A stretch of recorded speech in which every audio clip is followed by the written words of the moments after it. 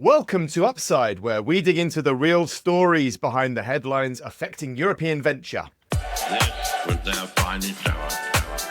Tear down this wall. It's more than just an alliance. This is a union of values. Let's start acting. This show is not investment advice, and the hosts of this episode may be invested in the funds and companies featured. This week it's Lomax from Outsized, Andrew from 7%, and Mads and myself from SuperSeed VC. And we're talking markets. Markets up, markets down, markets all around, a little M&A. Oh, and did I say markets? Then we're going biblical with AI Jesus, forgiving thy spying neighbor, healing deals of the week, and Google's going for a whiz. Plus we've got all of the latest in AI Corner, and deals of the week. Right, now, markets. What is happening in markets? Now, actually, before we go into markets, guys, what's been happening this week? Andrew, what's been happening with you? Are you good, bad, ugly, indifferent? I'm amazing. You are amazing. Off to Asia. You are a next week, so white, I've been middle-aged prepping for that. VC. You are amazing. Sorry, I interrupted you. So you're off to VC, you're off to Asia. Off to Asia, Tokyo, Singapore, and Seoul in 5 days. Never been, so excited to go. And I've been prepping this week. Oh, super cool. Super cool. Lomax, what's been happening with you? Usual, deals, founders, portfolio. This week was Father's Day in Portugal, called the Dia do Pai. So I got made this little hat by my the best father in the world, Meu Pai do Mundo. How is your Portuguese? Está a melhorar. It's getting better. It's getting better. Okay, Yeah, I can do restaurants and Better than yours, Dan. Better than yours or mine. There you go. Is There the you answer. go. There you go. Well, land of the one-eyed king. I'm in. I'm sold. Madzadoodle, what's been happening with you? So we had kind of looked at the fascinating news from BYD. They're at it again. They kind of launched the news of the 5-minute battery charge. And that's nuts. 5 minutes for a 470 kilometer range, they're reporting. Now, Tesla, they have a fast charger already, but it's 275 kilometers in 15 minutes. Mercedes, they've sort of tried to do one better at 325 in 10 minutes, but the BYD offering is just another league. And it's at a level where you can start to compare it to filling your tank. And This is done now, isn't it? That is the holy grail. You are now in the same playing field as an ICE engine. yeah, I mean, we just need enough charging stations now, right? I mean, it's just fascinating. And the engineering that has gone behind it has been incredible. Kind of the stuff that has got into making sure that these cells don't overheat and melt and get damaged. It's super, super smart stuff. So it'll make it even tougher for the European automotive makers to catch up. But I think the good news, kind of the silver lining, is the upside, if you will. It's a big boost for the overall EV industry. And that's exciting, of course. And a bad week for Tesla, right? With basically nearly all Cybertrucks recalled this week. Yes. Yes. Yeah. Wasn't there a massive core panel that would peel off on the freeway? Wasn't that the Panel, issue? yeah. I don't think it's core, but certainly, yeah. I mean, it's certainly a panel that peels off that they need to replace. Which you don't want hitting you at 80 miles That's an true. hour on Yeah. the freeway. What's been happening with me? So I've been pondering what really deep tech is, and I know obviously Lomax and Andrew, this is your world, so I'd love to hear a definition from you. I was doing a couple of deck roasts this week, which always makes me smile a little bit, because opinions, and obviously who doesn't have an opinion over a pitch deck? And how important is a pitch deck when you're the pitch deck, when it's all really about you? So how does the material frame you and vice versa? And I've also been digging into some really, really boring startups. So some of the startups that do some of the stuff you've never even heard of in sewage treatment or manufacturing behind the scenes. It's stuff that we invest in, but I find obviously super exciting, but I think to the layperson in the street would find pretty bloody boring. Boring is Right. good, though, right? Boring. I love it. Yeah. Yeah. I think maybe I'm being over defensive because I'm always a bit oversensitive to this stuff, and I'm telling my wife what we're doing or my friends what we're doing, and they're like, "What? You do what in intraday bank liquidity and finance? What?" So I think there's I love the boring stuff. Boring is also a function of positioning and brand and press. I mean, TransferWise became a cool company. Who would have thought bank transfers and FX was cool? But they've sort of made it cool by putting naked people in London Liverpool Street and becoming a really successful business. So I think you can. It's in the eye of the beholder, but I think people are swayed by success and by brand positioning, I think. Yeah, no, I think that's fair. My brain immediately went to what sectors or spaces couldn't you make sexy? And I couldn't really think of. I think you could do pretty much anything with the right branding agency. But we're going to talk about markets because this is, even that's fairly US centric, there are some very, very strong European angles. So I want to talk a little bit market. So Trump has been fiddling around on purpose or not is the debate. Is this a purposeful market flattening, crashing? But there has been some IPO activity, some M&A activity, and it's not just the US. So taking a look at the Klarna IPO to start with. So Klarna has filed a revised F1. So that's the S1 for foreign companies this week in March. The company is aiming for a valuation of 15 billion, aiming to raise over $1 billion. Now that's a third of the valuation of 45 back in 2021. So it's a bit of a step down. However, still seen as an important part of getting the market activity repushing. The IPO should take place in April, hopefully. Klarna listing on the New York Stock Exchange. It was founded in Sweden, which gives it the European angle, obviously, for us, in 2005 by Sebastian and Niklas, although Niklas is stepped back since 2015. And they're IPOing in the US. However, the top co is in the UK. It's a UK PLC. And obviously it was started in Sweden. So lovely, lovely little European success story. Interesting fact. UK listed companies that move and list in the US don't necessarily do better. That's not a massive data set. There was only a set of 12 companies over the last 10 years. But those that moved, research shows that share price didn't move that much, but liquidity did. Now, Mads, what else is happening on the markets front? Because you've got some other sexy stories in M&A too. Yeah, I think the wider context is that after 2 years of an exit slowdown, the high-profile exits are really picking up. And we've got these long-awaited IPOs that now finally are happening. You talked about Klarna. We also briefly touched on the CoreWeave IPO, which I'll try and unpack a little bit now, and then we'll look at some of the M&A that's taking place because it's actually super exciting. So alongside Klarna, CoreWeave is going public either later this month or early April. And it's worth noting that the CoreWeave IPO just over the last few weeks has been reduced in size from 4 billion to 2.5 billion in terms of the capital that they're planning to raise. Markets have been choppier. NASDAQ is down about 11% from the February peak, and it's unclear what will happen to the final valuation of the company. Now, as a brief recap, so CoreWeave operates data centers, and what they provide is bare metal GPUs to AI developers. So it's different from traditional cloud providers because when you log onto AWS or onto your Google Cloud or Azure, you use virtualization or you access virtual slices of hardware. But with CoreWeave, you can get the whole thing, and that's been super popular. And that's why the business has been growing at an incredible pace. So in 2024, the revenue was 1.9 billion, which is a great basis for going public, you might say. In 2022, it was 16 million. So it's grown from 16 million to nearly 2 billion in 2 years. It's absolutely nuts, and it's all GPU driven as part of this wider AI trend that, of course, we are talking about a lot on the program here. On the M&A side, CoreWeave recently announced the acquisition of the MLOps platform, Weights and Biases, for 1.7 billion. Now, Weights and Biases is a Databricks competitor, and that's also an exciting company. So what we're seeing is this sort of set of kind of almost reverse babushkas where you've got one private company acquiring another private company and then going public.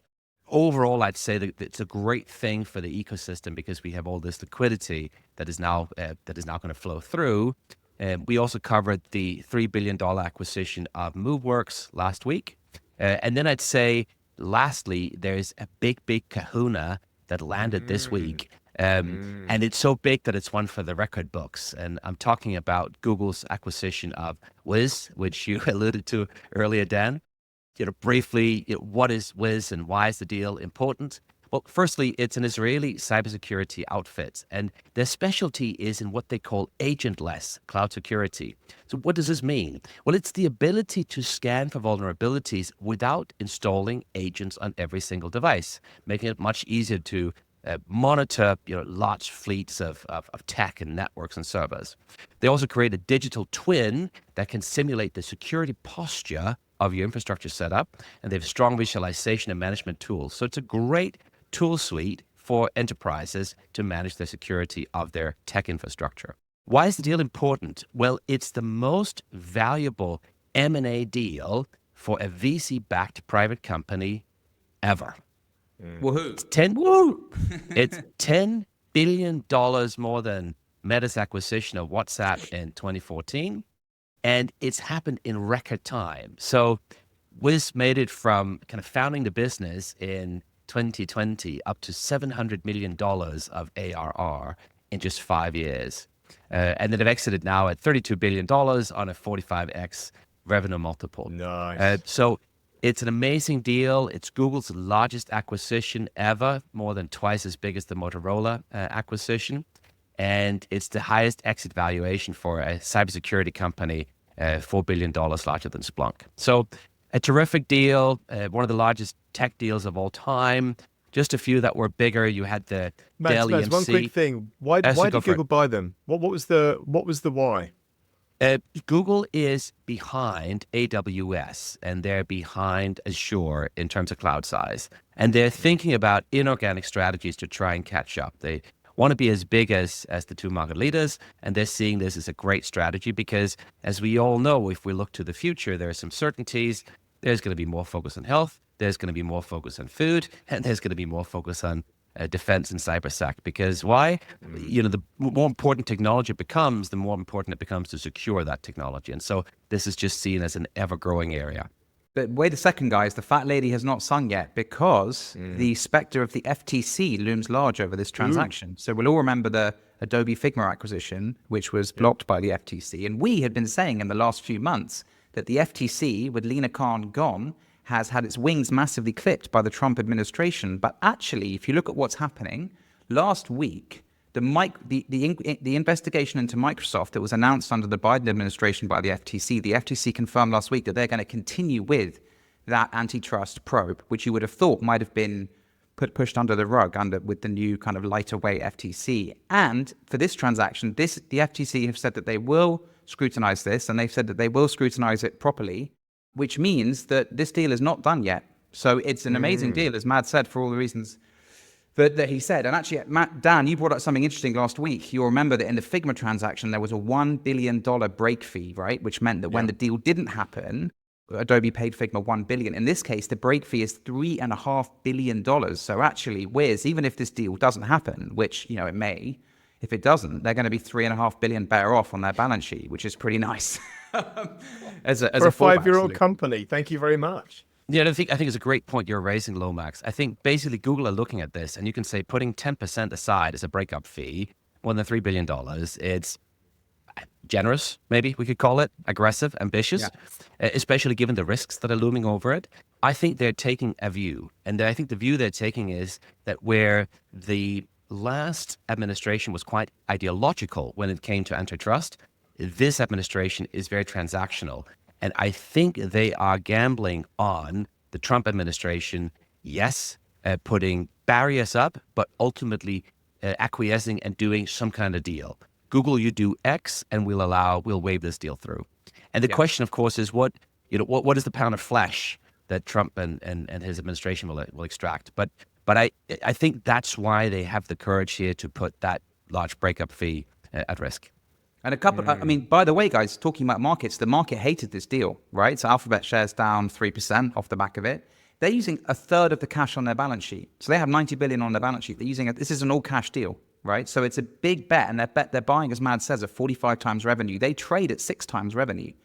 Yeah. So there's a big discrepancy there. Clearly, Wiz is growing, so the revenue multiple will go down over time, but the market hates it. But clearly, Alphabet feel for the reasons Mad says, in the cloud business, they need to make a move, and this is the move they've made. It just feels odd that they didn't do more along the way kind of mitigate this? It kind of feels like some form of lacking in Google's strategy to need to do this deal, but maybe that's not the right lens. But it just feels like feels a bit hinky. Anyway, Big Andrew, corporations, man. any thoughts on this? Big corporations. Yeah. It's always going to be tricky striking a balance between sort of national sovereign capability or economic interest and just allowing the markets to do their job. And I don't think there's really a clear strategy on this yet. It seems to be, to your point, Dan, seems to be a bit applied a little bit ad hoc. I'm unconvinced that the monopolies and mergers commissions are truly independent in any case. So yeah, it's a challenge. I think we need to focus on, from a national perspective, being a Brit, you need to focus on making sure that your public markets are resilient and do their job and do what they said on the tin. I don't think that's true at the moment. So we're back to policy changes and back to streamlining and back to all that good stuff. So, well, maybe Trump has now abolished the Department of Education, so maybe he can just, if it's not transactional enough for him, he can just abolish the FTC and move on with his life. Who knows? Well, who knows what goes on in the US cabinet? As Mads mentioned, who's the biggest venture shareholder in Wiz? Index, 12%, European Venture Fund.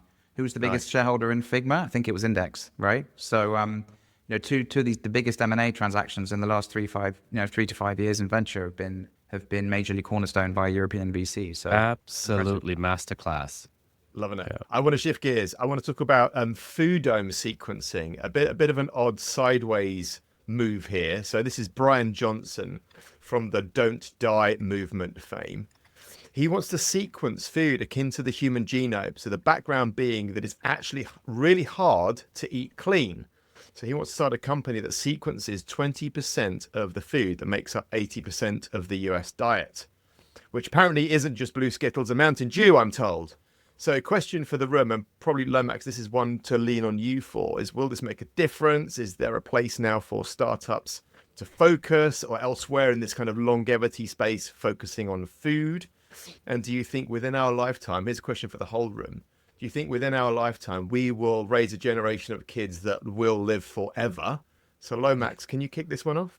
Okay, lots to unpack. Let's start with food. So we talked about it before, and I know Andrew has a big bugbear about this, and I'm sure we'll chime in later. We know that we have a massively fucked food system, particularly in the US, right? We have 42% of Americans are now clinically obese, and 50% are either diabetic or pre-diabetic, right? Which means their blood sugar levels are kind of trending on the way towards. That's 50%. Now, the numbers are lower in Europe, but if we don't watch it, we could be heading in the same direction. So we know that we have structural problems in the food industry, right? Now, the problem is from a startup perspective, in a way, we've actually had a bit of an experiment here to see the kind of concept that Brian Johnson is talking about, like sequencing food, or whether it's actually sequencing food, whether it's actually profiling food, whether it's better information. I have no doubt that all of this is necessary. We have a startup in the UK called Zoe, right, which has raised a lot of money from people that we know, and I'm a customer of Zoe, and they have tons of subscribers, which is helping bring transparency into your food, right?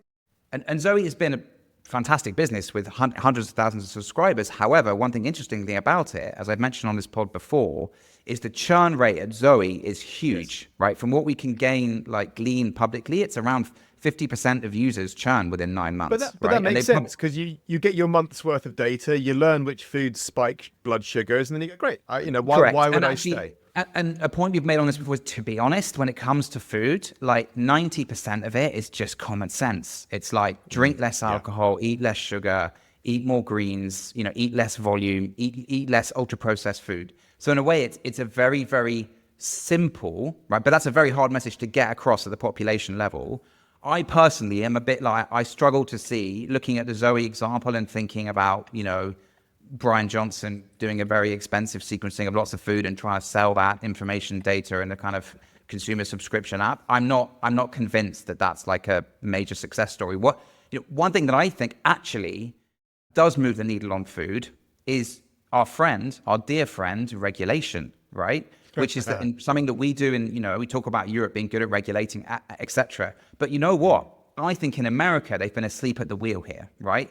There's a complete conflict of interest between the food companies and the population health, right? Like I'm sorry, it's just very, very clear that they are optimizing for profit, and we also know that big food, is a very small, closely held group of companies, right? That operate not a monopoly clearly, but it's an oligopoly effectively, right? And they also have, particularly in the US, like huge power in Washington, right?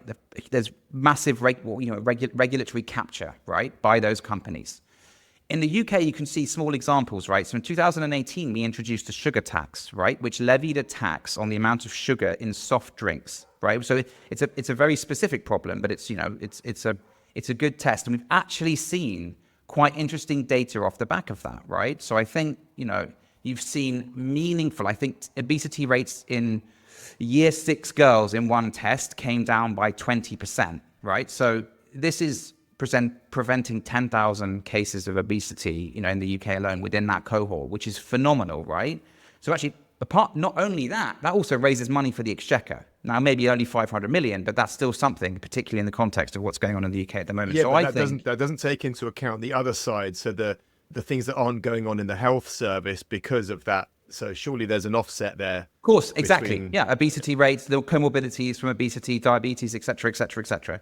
So for me, I'm a bit skeptical about the Brian Johnson thing. Sure, he'll get some subscribers. I wouldn't back it as a VC. I love it that he might do it, and if he wants to raise private money and have a go, then for sure that's great. But I think actually to move the needle at the population level, interventions by governments, quite frankly, is the biggest, quickest needle mover. Andrew, what was your bugbear?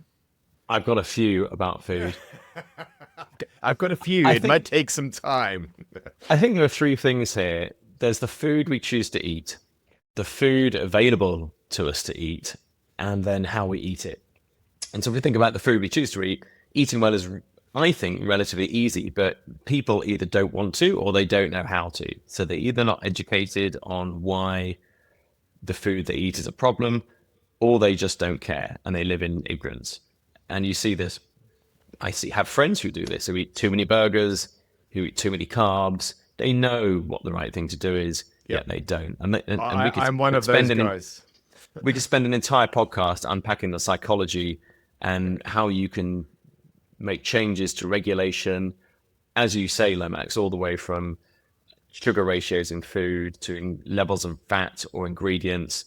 And I actually have a very dim view of the food industry globally. The only reason Europe is any better is because of some of the regulations.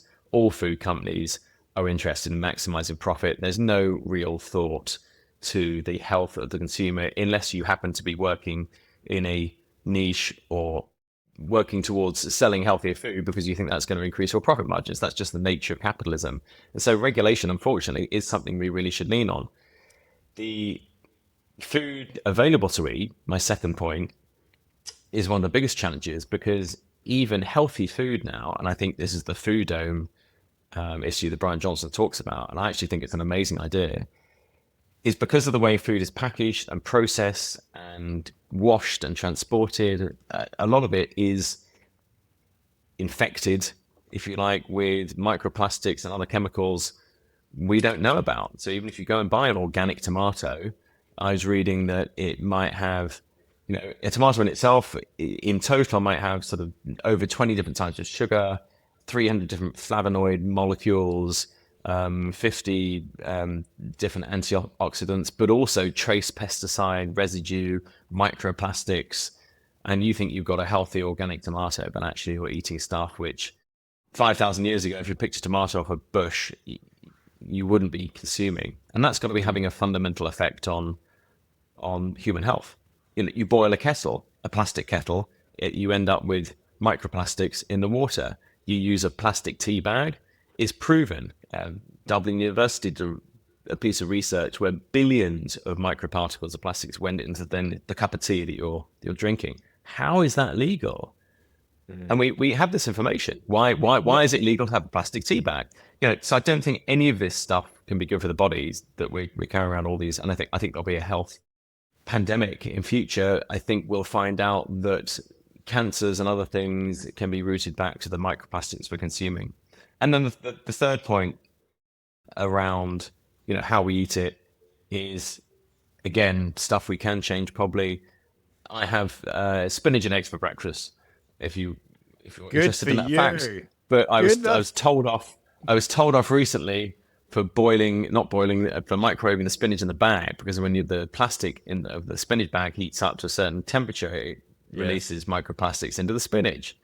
So everything we eat is, the plastic we use to stir boiling water, the Teflon on the frying pans, if it's scratched or if it's heated to above a certain temperature, starts to degrade and releases chemicals into the food. Forever chemicals. There is a big question: why are any of these things legal when we know these facts? So what do we do about it? And you can get militant and start banning all these things, or you can make educated buying choice. But it is hard. It's a lot of work. Or you can become a billionaire and do a Brian Johnson and have a team of people. And actually, the foodome sequencing will be very interesting. And in a way, to be honest, the people who should be using that data is the regulator to make decisions. I mean, one of the big problems with food is at the population level, I think people vote with their pocket, quite frankly. And you see this in the context of clean meat and all these kind of, there's taste and environment and everything, but people vote on the price, really, right, at the population level. So that's one thing. And I agree with Andrew. Like, the whole thing is, I'm probably gonna wake up in 20 years' time and we'll realize that there's a whole bunch of stuff that's been incredibly I have no damaging. doubt that all of these things, plus all the digital form radiation, the pollution, the way that our food is processed, packed and distributed, are going to conflate to some pretty serious health conditions, and on fertility, and on stuff that we haven't even considered yet. But I guess the question It's interesting for all of us, if you turn.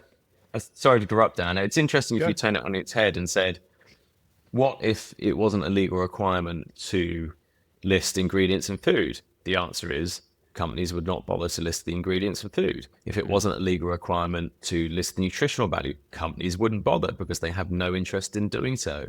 So I think there is a real piece. I'd love to see some hefty blanket regulation, which the food industry would squeal at. But imagine if they had to run their food through a testing process to find out when it arrived at the consumer what level of microplastics were released into the food, and there was a traffic light system so you could see. Would that change how supermarkets package their food? I bet it would, because a lot of consumers would stop buying it, or they'd make choices that are different to the ones they make today. So it's a good example, I think, where governments can make foundational decisions which have a huge impact further down the chain, rather than tinker around with tiny decisions. The first step is to actually transparency from the businesses, because I don't have time to go and pick fresh food if I can find it in a field. I do have to go to a supermarket. So therefore, let's at least make consumers it possible for them to make good decisions. I think UPF, the ultra processed food, the messaging around that has been landing, right? Again, I don't know how much it's landing at the population level, but sorry? Has it made a difference? This is the challenge, is that I think you nailed it. It's like, if you are poverty line, what are you going to do? You're just going to feed the kids with whatever your turkey twiddlers, whatever you can get wrapped in plastic and cyanide. You just need to get, so you got a $5 as your budget. What are you going to do? That's totally it. I think the way I'd see UPF, if I look at some of these plant-based startups, right, which have all gone bust in the last few years, right? Like in the last 18, 24 months, a lot of that has been like consumer pushback against the amount of ultra-processed ingredients they have in order to kind of recreate the meat flavor, for example, in plant-based meat. So you can kind of see that. And did you see M&S, in Marks and Spencer in the UK, the kind of posh supermarket, released these like new cereals that came out last week or the week before? So they released a box of cornflakes, right? And on it they have a very simplified packaging, and it just says one ingredient, corn, right? And then it has like the equivalent of Cocoa Pops. And it's like 4 ingredients, like corn, oats, cocoa flour, and something else. And they all taste like shit. They all taste like shit. But it's worse. Corn is not good for breakfast. Corn is not good. And also, we're fighting against generations of the food pyramid, which was released, and then endorsed by the United States Department of Agriculture, essentially produced for the food industry, because those carbs, those grains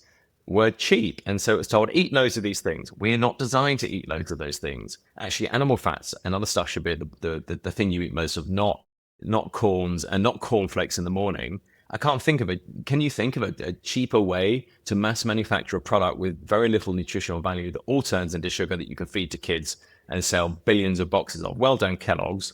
I mean, it's just, you're just murdering the kids. Like you really are.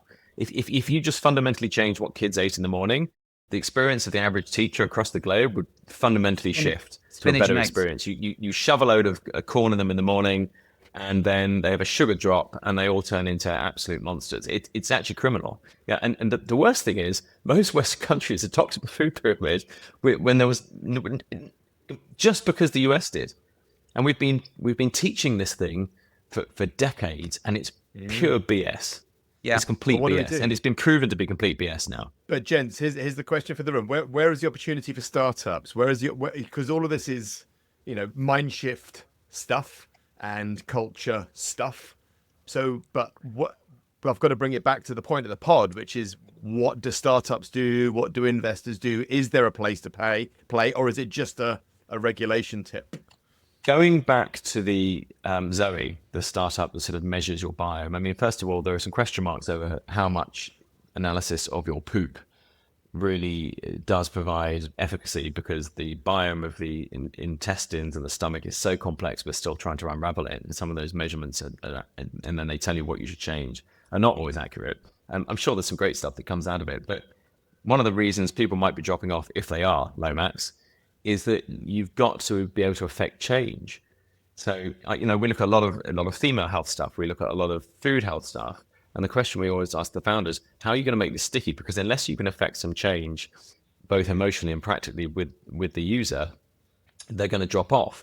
You use your Strava running app because you measure the number of steps you do, you measure how fast and how far you run. So when you improve, you can actually see a tangible improvement and progress. But if I get my biome sequence and all this information, what simple steps as a consumer can I take to then see an outcome where I improve? And I think that's really challenging. You've always got to take it through to an emotional outcome for the user. And a lot of these companies, startups, do the first step, which is they do a great job of measuring your bloods, or they do a great job of measuring your intestinal biome, but it's not then obviously clear how I press a button and I'm told, do this one thing, and actually that will improve my health. We don't know. I mean, just on the gut microbiome, we don't know enough about it, quite frankly. And by the way, it changes every minute, every second, every minute, so you can do a sequence one day and get some results, but it changes over time. Yeah. Depending on how many of your cornflakes you eat, probably. Well, yeah, exactly. But I think in terms of opportunities, I'm an investor in various food tech companies, right? I still think, even though it's gone through, we talked about here, a bit of a bear market in the last 24 months. I'm still long-term bullish on that, right? Partly for the reasons we talked about, the health impacts, right? But also there's the global impact. We know that roughly a quarter of agricultural land is dedicated to developing feedstock to feed to animals, right? Which we then kill and eat. So it's a hugely inefficient food system, right? Both from a kind of cost, supply chain, and environmental footprint. So I'm long-term bullish on, we talked about it last week, what the FSA in the UK, the Food Standards Agency, has just launched this sandbox for clean meat companies. And, in Europe, we have Meatable Gourmet, Hoxton Farms, etc. They have, in the UK, you have a whole bunch of other, Impossible Foods, etc., etc. I am long-term bullish on that. So startups working to recalibrate and reset the global food system for sure. But for the reasons we've said, huge incumbents, massive incumbents. And I think price is the biggest differentiator at the population level. So there's a lot of things to work through in order for those to be big billion-dollar returns. But I have no doubt, and food is a trillion-dollar market. It's massive from a startup perspective. Yeah, no one's going to argue with the TAM, are they? No one's going to argue with the TAM, and no one's going to argue with how essential it is. So I'm long-term bullish on food tech, if done in the right way. Mads, food tech, where would you play? What one thing would you focus on, or what one startup would you invest in if it came across your desk? Let's take a step back. Where are some of the challenges in this? I think it's easy for us to say we should regulate more, and genuinely, I think that's a necessity. Otherwise, we can't get this under control. But I think short term, the challenge is that with regulation will come price increases, and food inflation is just the last thing we can afford right now. The truth is, the modern food industrial complex has been excellent at shipping lots of very cheap calories to our populations, which may not keep them healthy, but it keeps them alive. And so I think there's sort of a twin track we have to explore, right? On one hand, how can we make sure we increase the food safety standards while also finding whole new ways of making food that can enable us to create cheap food that is also healthy? And that's not an easy thing to do. I think some investments, you've made some investments, Lomax. I mean, one of the things we're looking at is how can you fundamentally re-engineer the plants? How can you re-engineer the biology so that it can produce more and better, whole foods with less pesticides in more adverse conditions? And maybe that kind of avenue will lead to the types of results we need. But I don't think there is one clear, easy way. Yes, I'd say, from our perspective, just ban the whole thing, all this nasty stuff. The challenge is the moment you do that, the price of the grocery basket might double or triple. I mean, it's just the economics just don't work short term. So I think there's some real trade-offs and real challenges one has to work through. Just as a complete aside, did you guys see some of the results from Brian Johnson's hyperbaric oxygen treatment? No. Tell us. I've only just started watching the Netflix series. I've not seen. I've only got halfway through episode 1.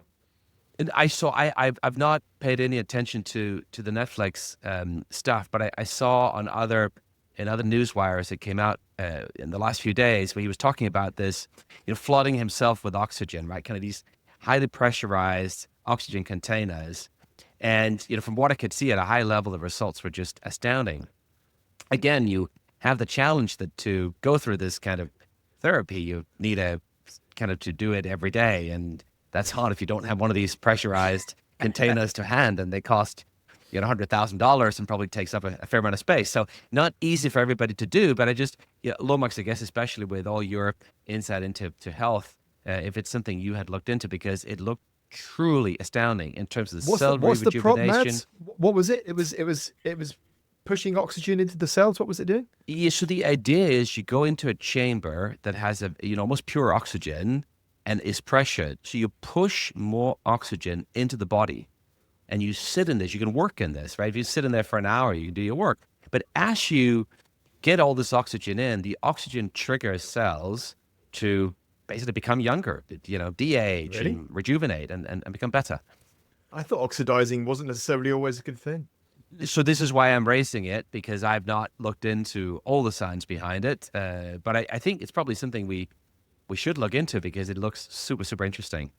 As everyone Googles Amazon for hyperbaric chambers online, no, there's a rush. Well, I was in Japan 20 years ago, and I went to an oxygen bar. You're going there next week, Andrew. Last time I was in Japan was 96, I think, and I went to an oxygen bar in Japan where you literally sit there and you work, you do whatever for 50, you pay for time with an oxygen mask on. So that's not what you're talking about, Mads, but yeah, I suppose there'll be it'll be the third iteration of that, I'm sure. I was more interested in his news that he was undergoing shock therapy or shock treatment. I'm not sure what type of shock treatment, because it why? gives him more nighttime erections, which is apparently directly correlates to health. I thought that was a more interesting bit of news. Which is totally counter to why cornflakes was invented in the first place. If anyone wants to look that up, I won't raise why. That's a major. I'm interested in that segue. Are you seeing? I mean, one thing so living in Lisbon, where the people are very, very into this kind of thing. I mean, there's now like a longevity clinic on every street corner virtually, and yeah, it's very interesting. Is that happening in London? Are you seeing that? No, actually, not yet. Okay, I think what do you do there? So you do, some of them have hyperbaric chambers. You do cold ice baths. You do infrared saunas, all that kind of stuff. They don't just shove spinach down your face. You don't walk in. They're not so focused on diet, to be honest. IV infusions for vitamin C and Myers cocktail and zinc and that kind of thing. So I think that's becoming they're expensive and they only target a very small portion of the population, but that is a high value healthcare service in a way, consumerized as a business. I mean, not necessarily venture backable, but certainly very interesting. I mean, I think just wrapping up on Brian Johnson, I think if this is, as Matt said, there's all this stuff that if you invest lots of money and time, you can do. But actually, it's very, very simple, a lot of this. And actually, Brian Johnson's, his biggest thing is sleep. It's literally it. Yes. I think if you get 8 to 9 hours of sleep a night, you're golden. And that's how is your sleep, Lomax? Do you sleep well? Having stayed up late last night to prepare for this podcast, no. Mads, do you sleep well? Do you sleep? Are you good at sleeping? Sometimes. Andrew, can you get your solid 8 hours? My biggest problem is getting to sleep. It takes me half an hour to an hour to get to sleep. So Is if that I can fizzy get brain? to sleep, I don't know. On average, I'm in bed for an hour to an hour and a half longer than I sleep, which is pretty inefficient. I don't sleep. And the older I'm getting, the less I sleep. And I'm now anxious about it. I've got an Aura ring to track. I get no deep sleep. And I know this is damaging. I know that I'm not performing well. I know that it's, so yeah. Well, that could be a vicious cycle because then you get sleep anxiety. Yes. I'm now trying to go to bed earlier to counter, just to try and relax and turn all the blue light things off. And I've tried audiobooks work well. If you get an audiobook with a nice narrator, I put that timer on and I listen to that going to sleep sometimes, and that actually takes me somewhere else, switches my brain, helps switch my brain off. Not the upside I have pod. a segue on. Or you could do what Stephen Fry does, which is go to the kitchen and make mayonnaise. Apparently, did anyone see this? that's a strategy if ever I heard one. I don't think I'll be doing Fryonnaise, he calls it. But I think on Brian Johnson, I think sleep is a needle mover, right? And sleep and diet, and also just giving up alcohol, for example, like drinking less. All these it's very very simple in I did that some nearly respects. 6 years ago. That took a little while to do, but that I've now got to give up sugar. One of the more enlightening things, apart from all the science that Brian Johnson has said, is that when he started this process, he said his biggest enemy is 7 p.m. Brian. Right? Is the Brian that was making decisions at 7 p.m. about food. Yes. Whether it was going to the shop to buy food, ordering online, It's sugar or cooking. salt. Yeah. I think about that in the context of my day. It's like, that's when I make the worst decisions around food, is between, say, 5 and 7 p.m. And I bet you that's the same with a lot of people. The way you counter that is by having something either pre-made or some only healthy stuff at home and no bad stuff. And you can fight your way through it. But that was one of the more interesting kind of like things that he said, was like, actually, that was the first thing that he tried to fight in his daily regime, before all of the hyperbaric chambers and infusions and whatever, and erection, solving things. Erection solving things. I wonder. I bet he'll just be run over by a bus at like 30 years.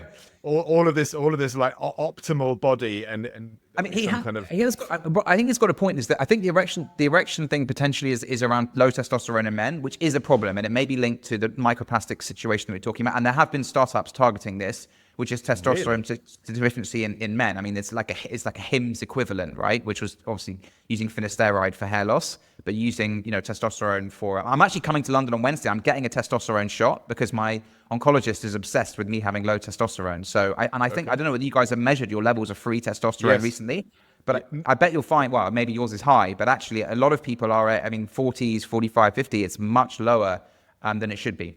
I got that in the Nico, so that was whatever back in November. Just a quick segue, actually, Dan, because I think Andrew, he raised something, really, really important. And I used to be in exactly the same situation, maybe even worse. I had 6 years, some of you will know, where I commuted between London and New York. And I was sort of, I was chronically, just jet lagged and sleep deprived. Yeah, and the way I managed it was with espresso. So I would have my sort of good, 4, 5, 6 espressos a day, and they were delightful.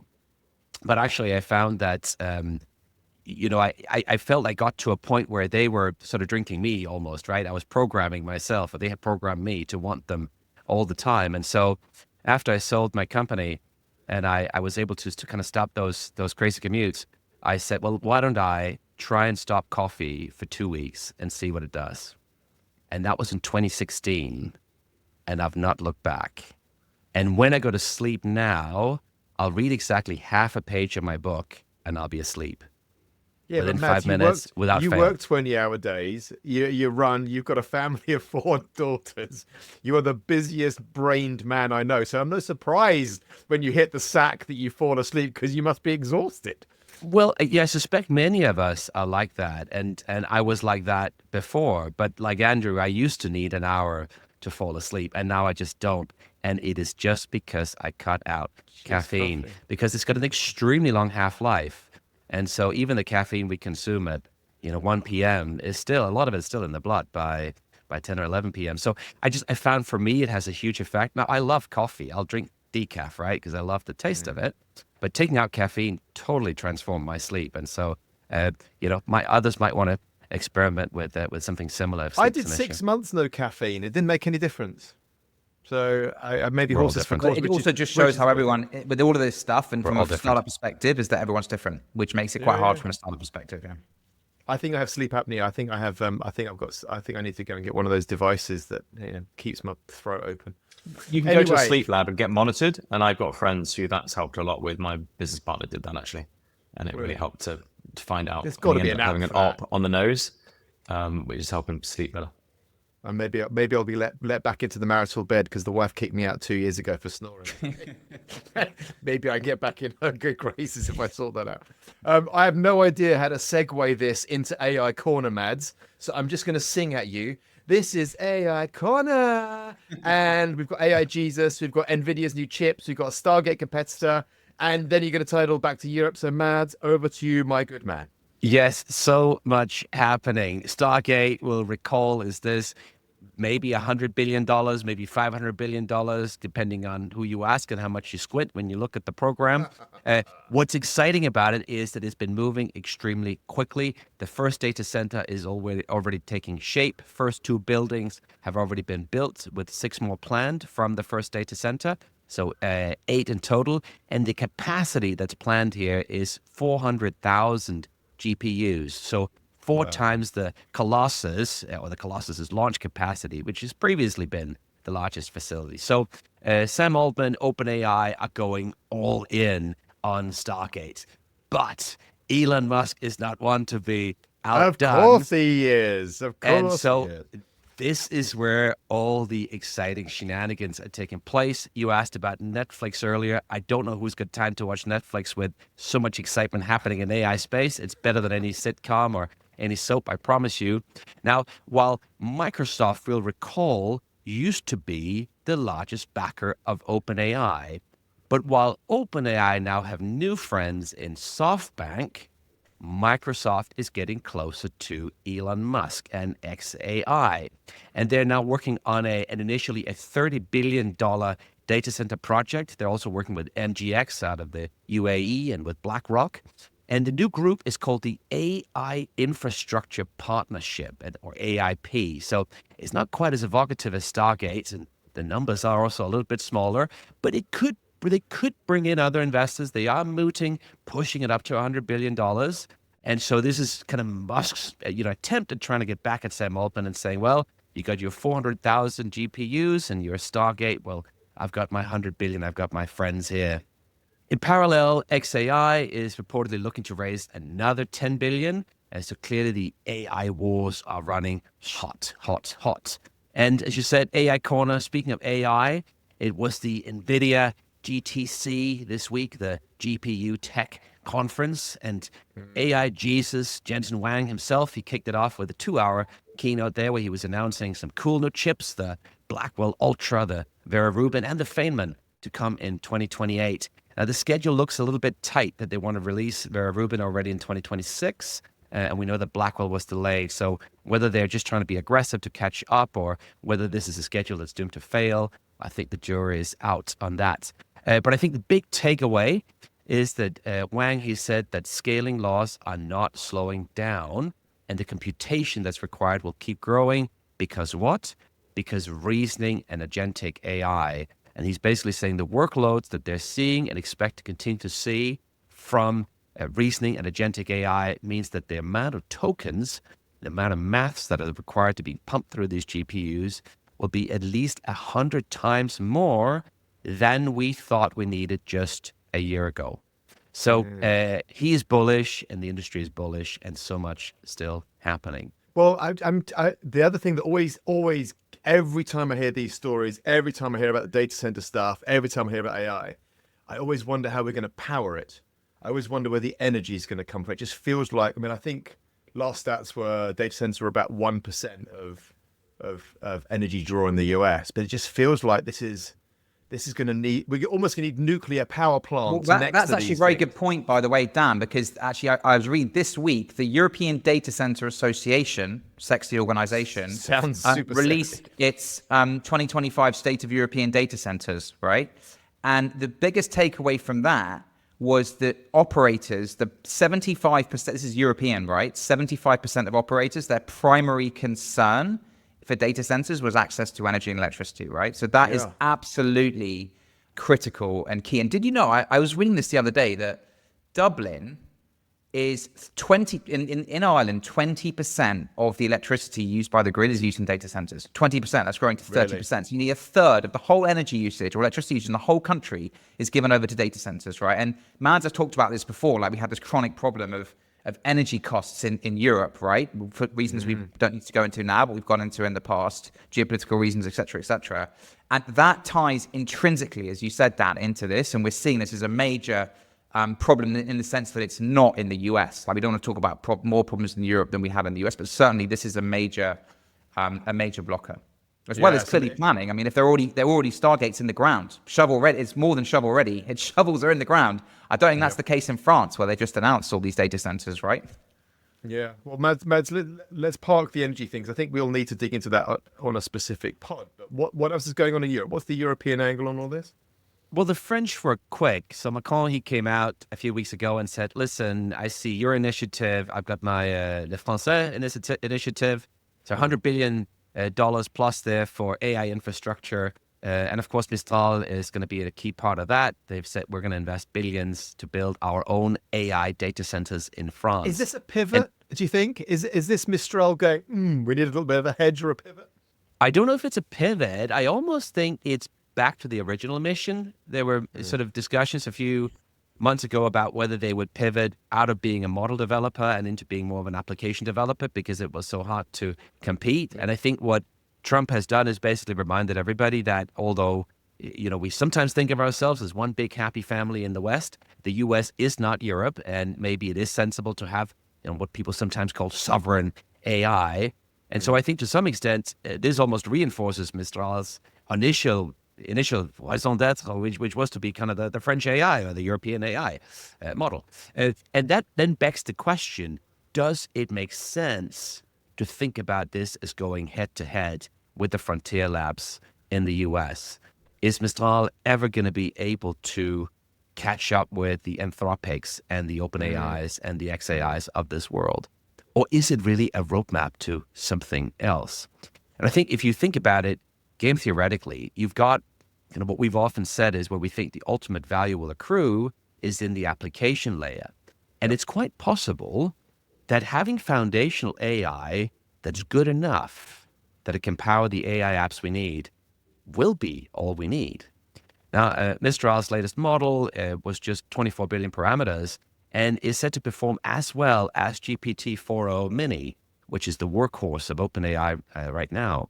If the fear is that at some point, maybe from a defense perspective, right, we've seen in Ukraine, the Americans are saying, look, we'll switch off intelligence, maybe we'll switch off Starlink, do all these unspeakable things. Well, if we have technology that's good enough, it might not be the best of the best of the best, but if it's 98 or 99% of the way there, it might be good enough to power the AI workloads we need on the app side.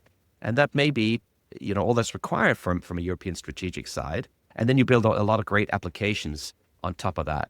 So, I thought that was sort of an interesting perspective. Andrew, anything you want to add to that? Any thoughts on the AI stuff? We have to try and compete. AI is so fundamental to our future. You have to try and compete. Great question as to whether in this generation of AI they'll be able to, but we don't really have a choice. Unpack the question a bit. Do you need models will keep developing. The models of this year are far better than they were a year ago and 2 years ago, etc. Are you going to asymptote enough that it's fine to be, you might be at 99%, the 99.5% of the frontier model, and that might be good enough? I mean, that's a question for the room. I think it depends on the application. If you're using your LLM to automatically generate sales responses, a 5%, 10%, 15% difference in efficacy or quality of your automated email that's written by an LLM probably makes no difference.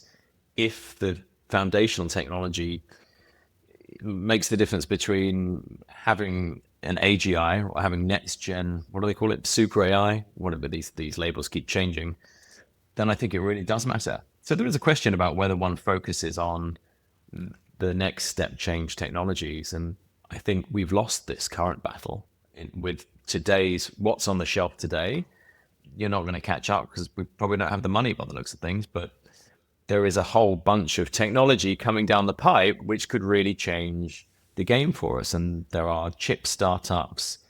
There's going to be other AI technology that comes out, which hopefully usurps what there is today. And we should focus on that. We should focus on the longer game. We should focus on the true frontier technology, not just play catch up. It's almost as if sometimes in Europe, we look at what's going on in the US and we go, oh, we need that. And then we desperately try and catch up and copy. And you've seen it again and again in new markets being developed. You saw it with Uber. And then suddenly the taxi startup in London got funded because the US VCs had backed something that looked like it was going to be successful in the US. So it is up to us. It's up to the VCs to put our money where our mouth is and have the courage of our convictions and back that next generation technology and plow our own path, right? Not just look to the US and see what they're doing, but look at the problem, do it top down. What is the problem we're trying to solve in the world and find ways to solve it? Not just, oh, the problem is we don't have an LLM like OpenAI. Let's go and try and copy them and go and build one. That's what the Chinese do. We're better than that.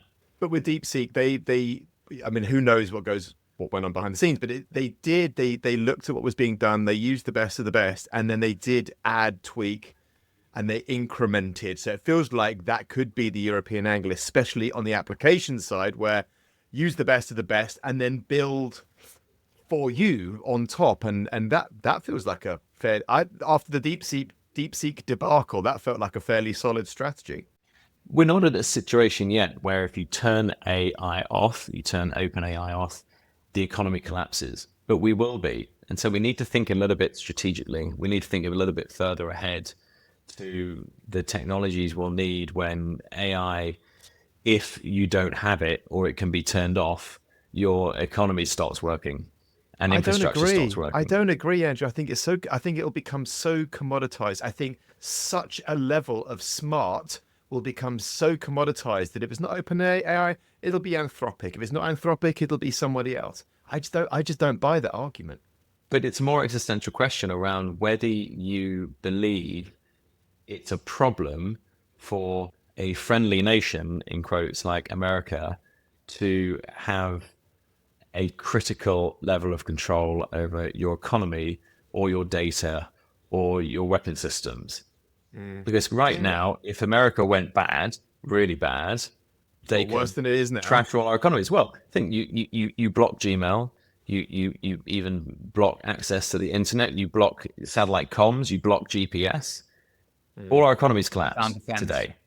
So that's that's the existential question we're wrestling with that Europe has to wrestle. Is this just rhetoric because it's politically sensible to say these things to balance out the geopolitical game, or do we really believe that actually we need to be able to do this stuff independently, either at a European level or at a national sovereign level? Do we really believe that? Which is it? Is this just smoke and mirrors, or foundation? Like, actually, do we need our own cloud? Do we need to be in control of our weapon system supply chain? Do we need to be in control of the future AI, which will control the planet? Some of AI will be commoditized for sure, Dan, but it will also be ubiquitous, and some of it will be critical to the future of everything. In the same way that right now you turn the internet off, your economy's fucked. But if you follow that logic, so you can't turn the internet off, right? That's the beauty of it. It's decentralized. But if you follow the logic of your argument, should we then also create... You could disrupt the internet. Sorry. You could very badly. Should you create a rival mobile operating system? Should we? I mean, do we replicate everything? Well, the Android is open source, so it's very hard to turn it off. Lots of AI is open source. Absolutely. So there's you can argue that that's fine because you can use an open source, run it locally, and you're fine. So that's great. There's a counter argument to it. But really, what you're saying there is, yes, we do need to be sovereign independent as either a state or as a union in Europe, but the solution is open source AI. I think there's such a blend. We're bunching in such a blend of challenges here. I love the fact that Europe has woken up, to what degree an argument for another day. I think there is enough going on across Europe to be invigorated to create some solutions to some of the challenges that the Trump administration is posing around defense. We have some incredible military and defense supply lines, Switzerland, Norway. There's some incredible defense contractors that can build incredible stuff. France is really good at it. The UK is not bad at it. Anyway, I'm wandering all over the place. We have a bit of an unusual one.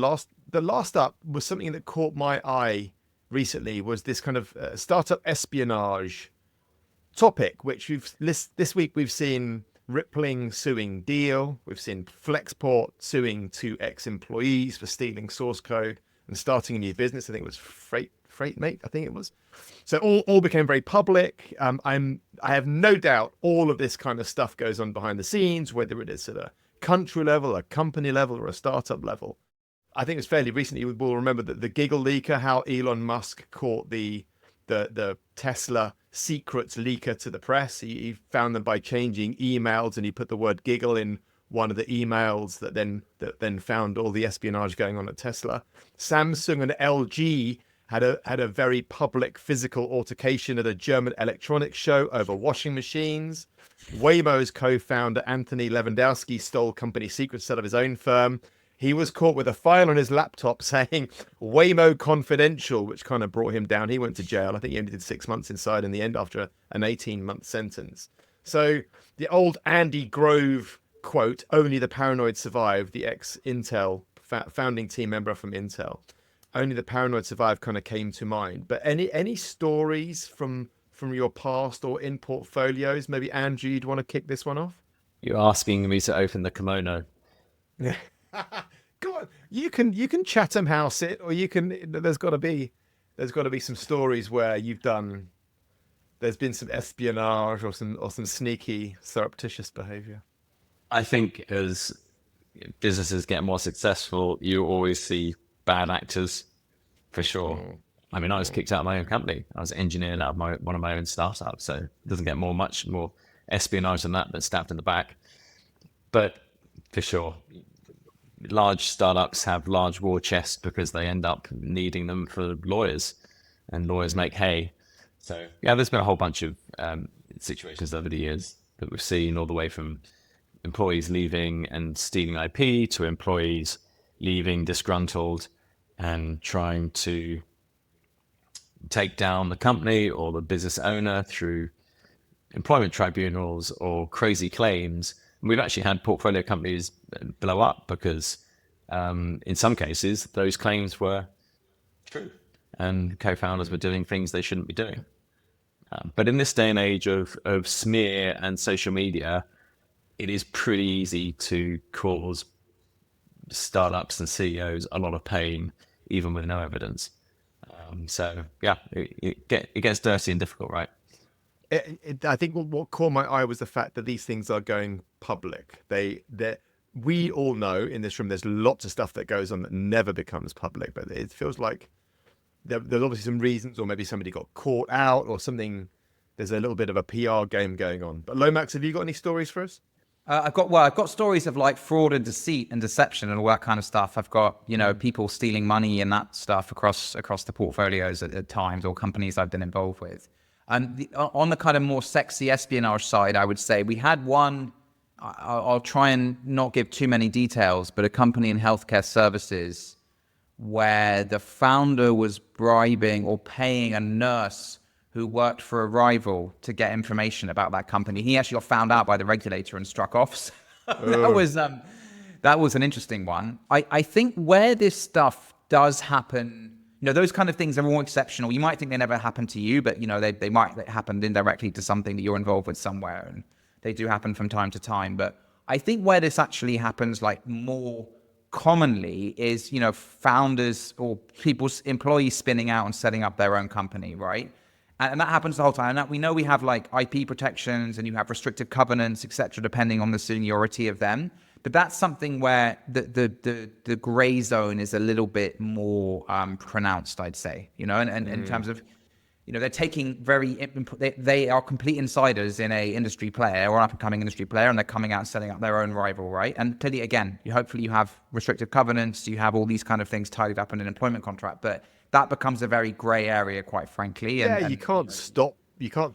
And also, remove again, it's what like somebody has in their head, can you? Exactly. You can't remove the knowledge of a CTO or an operator. Correct. You've got to And also- split know-how from IP. How do you do that?